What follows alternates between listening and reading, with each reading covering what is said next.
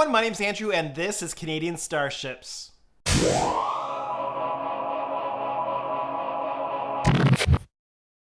Welcome back to update number 3 on the Nova class Starship project. It has been a very long time since I've produced one of these update videos, and well, there's a very good reason for that. Back in February, I had paused production because my family and I went to Florida for 2 weeks.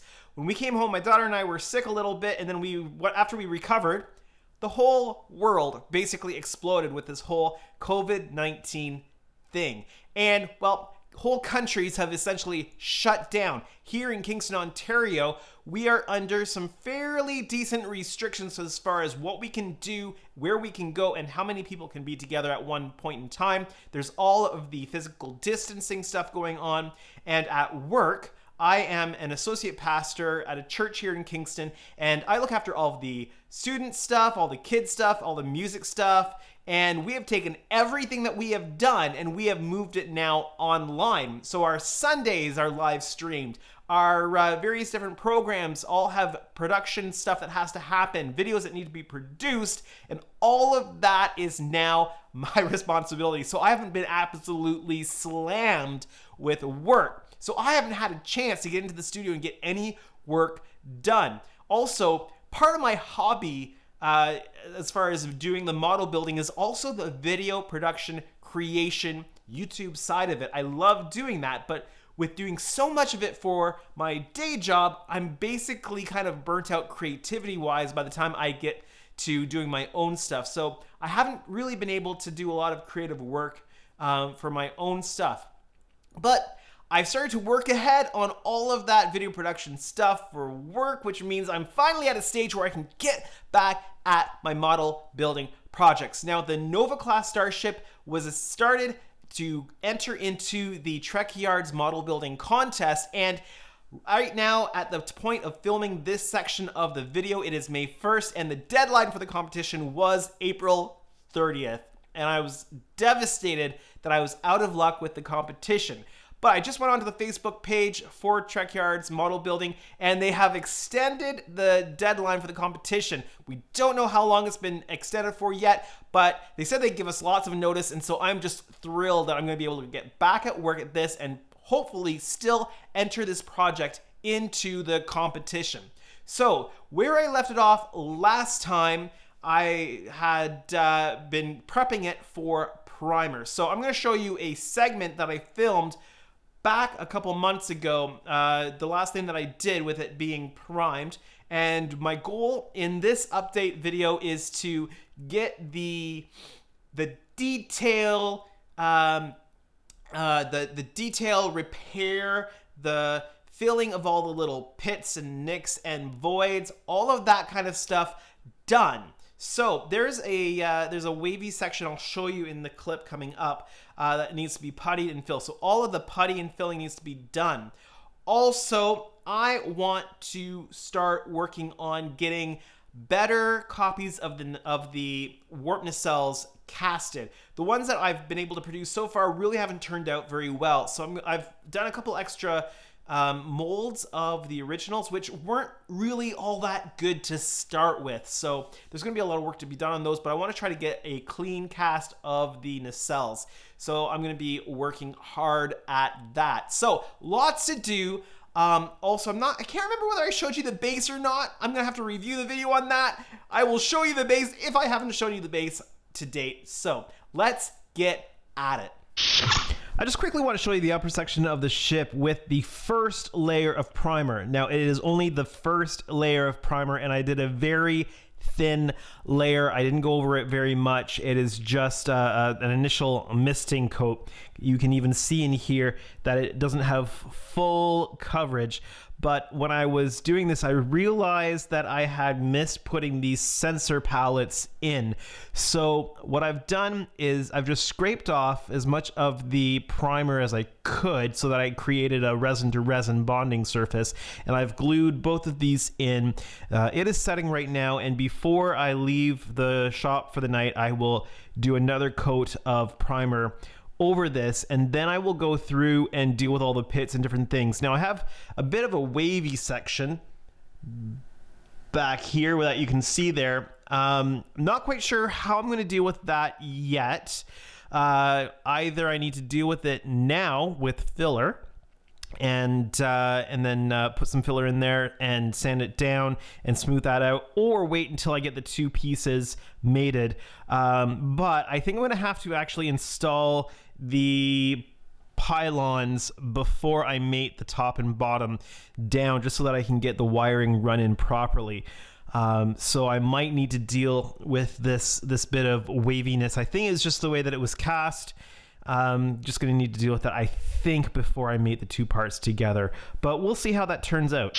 I've started work on filling all the different areas that need to be worked on, and there's quite a number. And I haven't even, like, I've started working on this side over here, but I haven't even touched all of the areas that need to be worked on.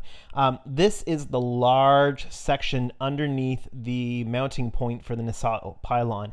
And a lot of work has had to go into this. Now I need to sand this down and try to get this as smooth out. It might need a little bit more filler going in there, but there's like tiny spots like here, here, here, up front here, on the top, at the impulse engine, a big spot over here, and a little spot over here that I'm actually having to reshape the detail on. So it's going to be quite a slow process on this refining stage, but definitely well worth it in the final product. Just want to take a quick break from the model itself and show you what I'm working on for the stand. This is a rock maple stand cut from a design that I found online, and it has a spot at the very top for a post, a hollow post to go in, and it will be removable for transport.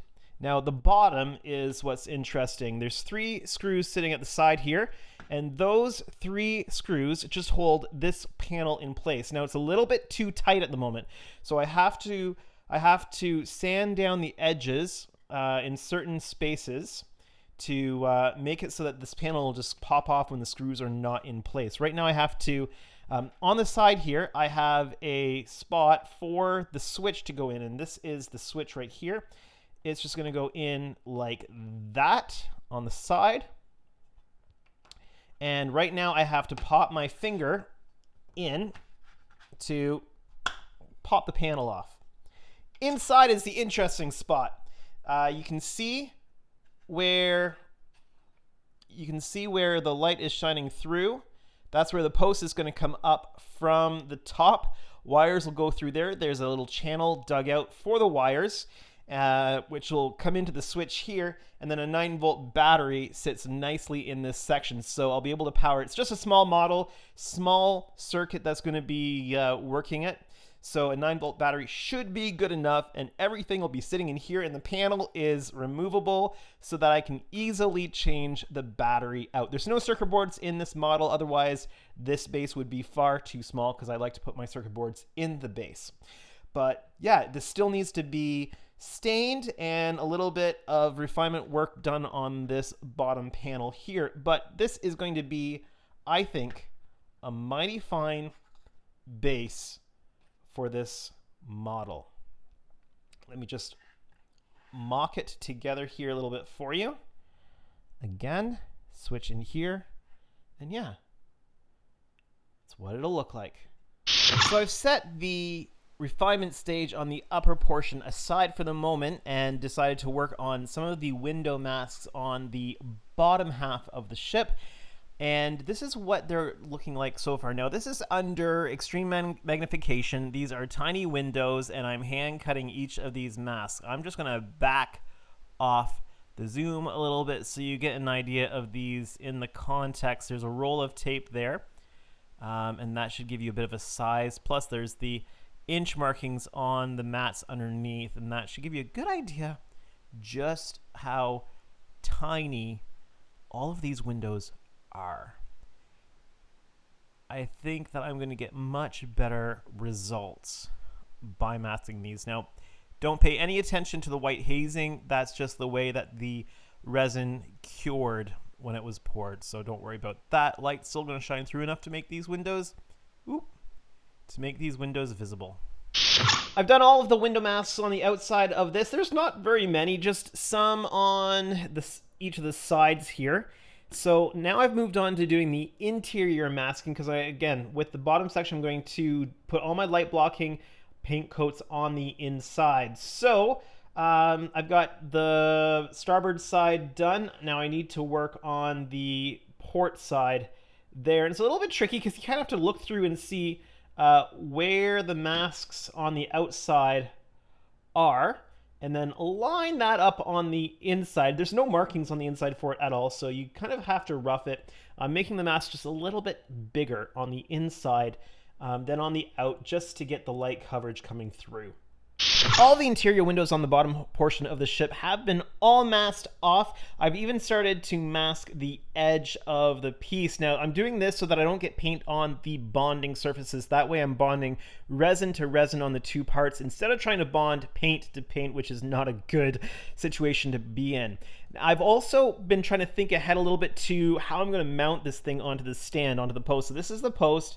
It's a fairly thin post, and my normal mounting method with the T-junction will not work. So I've worked on this little piece of wood to try to get it the right size. It's going to fit in here, right at the warp core ejection point. I think that's about the best balancing point, and I'll put it right through that kind of spot. And the post should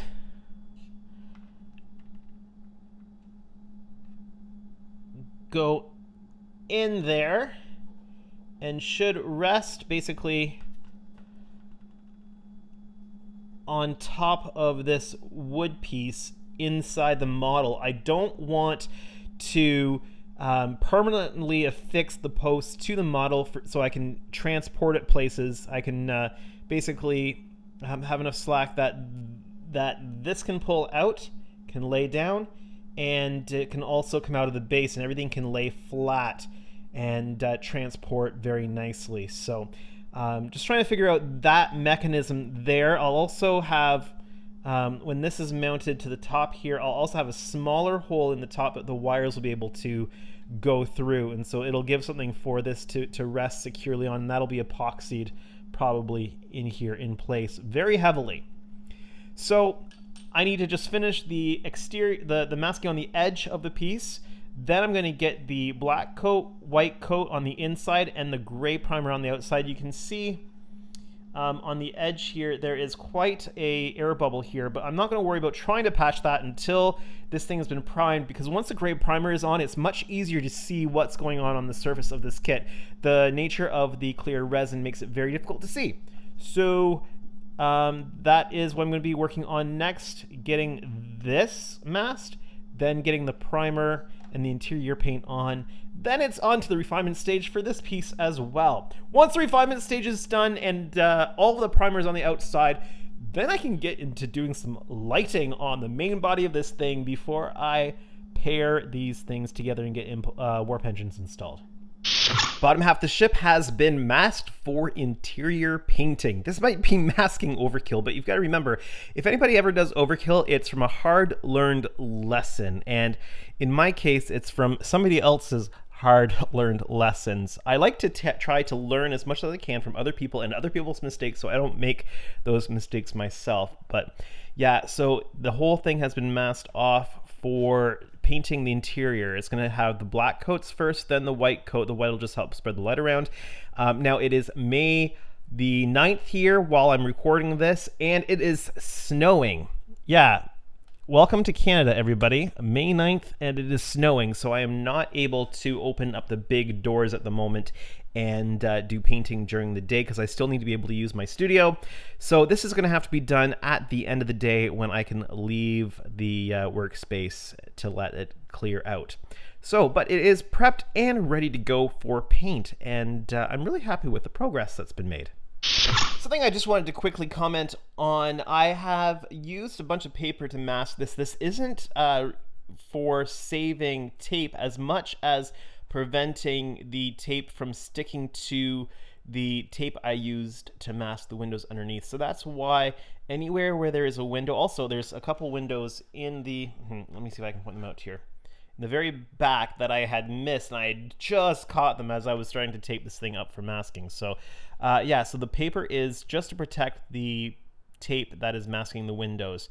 But I mean, it doesn't hurt that it also saves on tape over the entire surface. And again, this might be overkill, but I really want to avoid that overspray on the top section.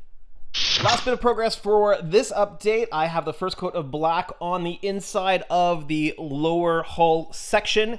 I'm going to be putting one more coat of black on here, then I will be putting the white coat on just to spread the light around on the inside, and then obviously I'm going to remove that masking and then do the first coat of gray primer on the outside, then it's refinement, and then I can get working on lighting and installing the warp nacelle pylons, but that's going to be in the next update. So that's everything for this week. I've made a ton of progress. It may not look like it, but indeed a lot of progress has been made. I'm really excited that I'm actually back in the shop and getting progress done on the project. So just another note, Wonderfest has been moved from the end of May to October. Because of COVID-19 going on, and I'm still hoping to attend with the new dates. It might be a little bit problematic with just some stuff going on in our family with the dates, but hopefully I'll still be able to go and participate in that. I'm really looking forward to my first Wonderfest, but I hope that you've really enjoyed this update. In the next one, we're gonna get on to, hopefully, a little bit of lighting, which is gonna be fun. And the upper section of the hull, it has the mounting points for the nacelle pylons. So we're going to get those installed before we join the two halves of the ship so that we can get all the wiring connected in there. So that should be fun. So if you've enjoyed this update, please make sure that you hit that like button down below. Also, thank you so much to everybody who has subscribed to my channel. We are over 140 subscribers now, which is amazing. So thank you so much. If you are new to my channel or you haven't done so yet, why not hit the subscribe button today? You'll make me very happy if you do. But for now, this has been Andrew from Canadian Starships. Have a great day, everyone.